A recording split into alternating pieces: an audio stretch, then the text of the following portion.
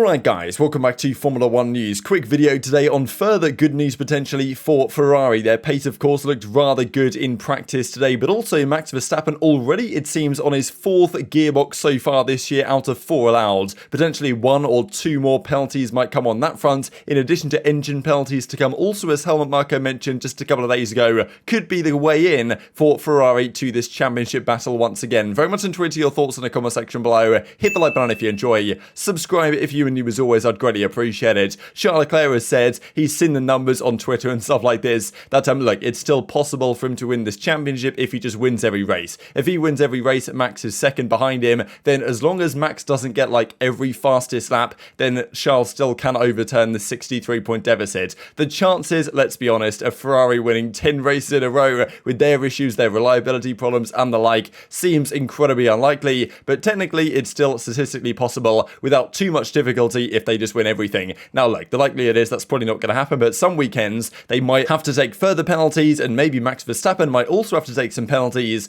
to the point where they could potentially take their penalties if there are further engine penalties to come for Charles, then well, at the same weekend that Max does, and therefore they might not be so far behind as they could have been otherwise. But yes, seemingly Verstappen will have some penalties on the horizon, and also Sainz is seeming ever more comfortable, right? Since Silverstone, already maybe slightly before Silverstone, even back in Canada, Sainz did seem to unlock something more within himself and with the car, and as he says here, confident we can fight for the win this weekend. Every race I'm feeling more comfortable with the car. The pace in Austria and France was good, we have the ingredients, need to put it together, and today of course they looked pretty much indomitable in both practice sessions and the long runs, even especially on those medium tyres. Charles was saying they were looking rather good, the balance of the car was looking nice for the Ferrari as well, so everything is kind of gearing up for Ferrari unless they have another disaster class like in Paul Ricard to deliver the goods on Saturday. Of course it's going to be raining, seems like thunderstorms maybe, could be a bit of a mess in qualifying tomorrow, but in Sunday's race they should be the strongest car, at least in theory, what we've seen so far, and theoretically as well, based on the way this track is laid out as well. Now Max Verstappen is apparently taking another gearbox for the Hungarian Grand Prix. Usually we talk about engine components, like okay, gonna take a new ICE, gonna take a new MGUH, control electronics package, this type of stuff. You're only allowed so many of these in a season, and if you take any more, then you have to take a penalty.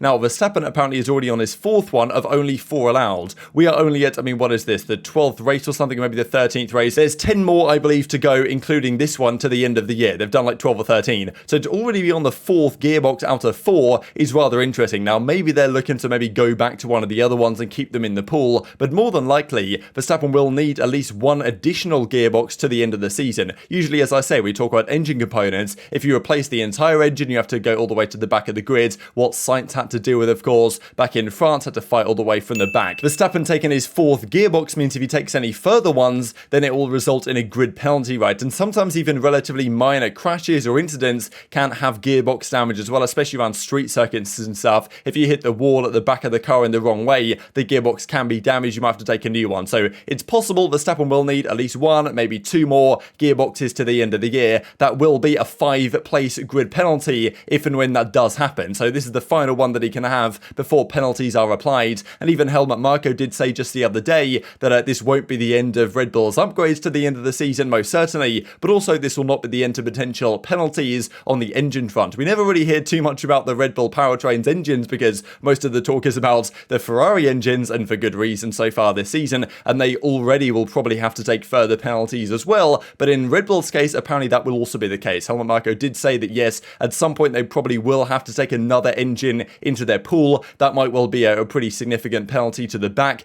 plus the potential additional gearbox additions they might have to make. Now they're probably going to plan, Red Bull, to do this around tracks where they will have an advantage in terms of potentially overtaking, right? They might even take another engine in Spa, just because if they do that, they could start from the back, make a lot of progress through the field, Verstappen on the straights, theoretically, and then, end up with a decent points tally regardless, and then still have another decent engine in the pool if they want to bring it through. But if Ferrari can deliver the goods this weekend, as it looks like they're on track to do, but it's Ferrari, you can never rule anything out, of course. If they do deliver the goods, a 1-2 potentially would be, of course, very big for them indeed. And Verstappen with further penalties to come that are now being talked about more and more every single day, this title race might not necessarily be over, right? It does seem overwhelmingly likely at this point that Max will win this championship, but it's far from guaranteed. Even as we can see from Sebastian Vettel, he's only on his 3rd gearbox, right? Verstappen already on his 4th, which is definitely some indication of what may well be to come as well. Just wanted to mention this real quick also. also because we saw that it was, of course, Sebastian Vettel retired yesterday. Very unfortunate news for the Formula 1 world. But Fernando Alonso, I believe it's also his birthday today. As of recording, he turns 41, and he's not looking to go anywhere, right, as of yet at least. He said that with Alpine, they should be able to come to some sort of arrangement. Apparently, an extension is expected there with Alpine rather shortly, with a potential announcement